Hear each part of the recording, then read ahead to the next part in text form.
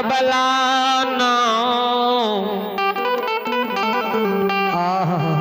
नाम के अभाव गेल रे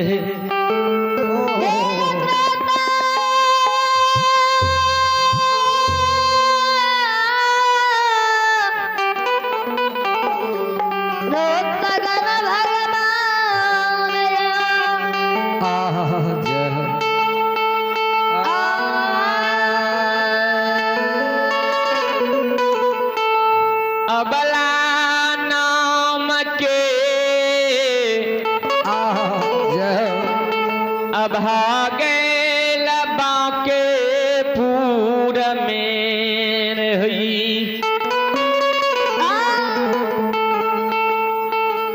ये कर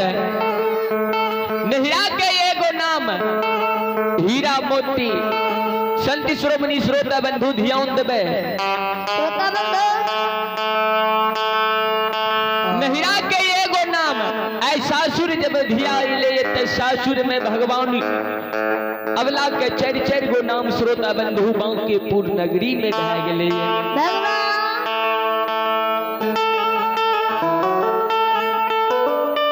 अबला जार से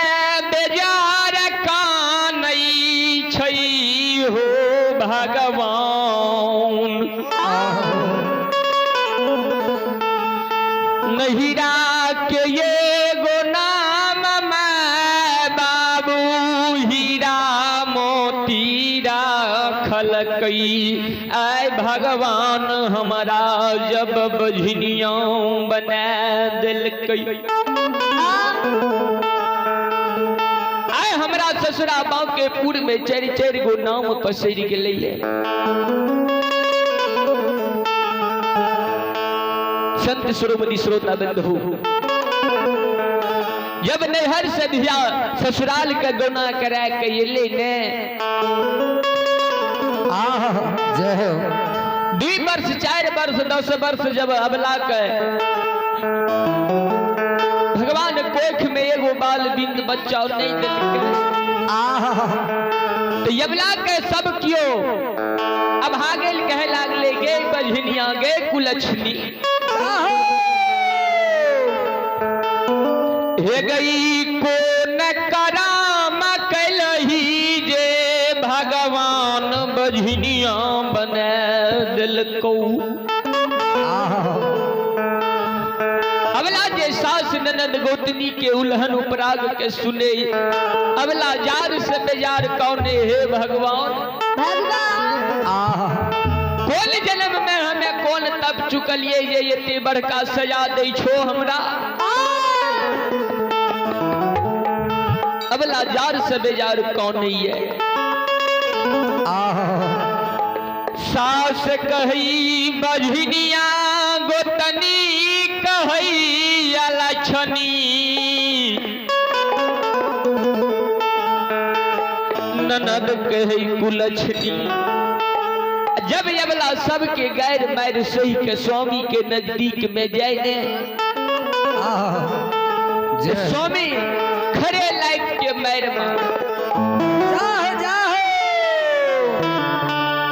अबला का जो स्वामी खरे लाइफ के मैर मारे ने जहिना बढ़ी के काटल गाछ जमीन में यररा के गिरे है आओ ही ना ये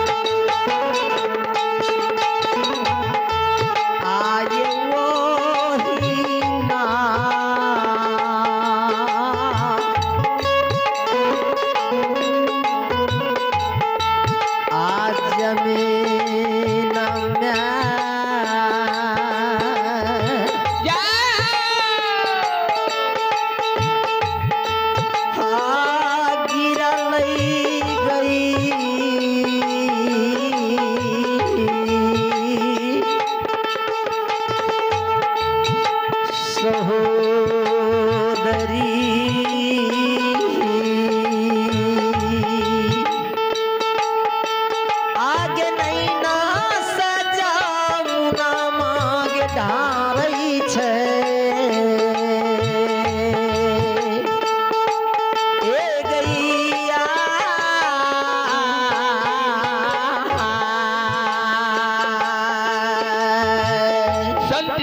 श्रोता बंधु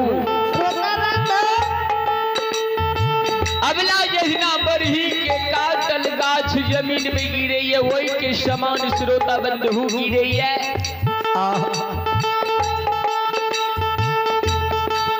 अबला काने ये कैन कैन के कहिए हे हो गोसाई बाबा हे परमात्मा कौन जन्म में हमें कौन तब चुकलिए ये हमरा सास ननद गोतनी के उल्हन उपराग सुने पड़े जय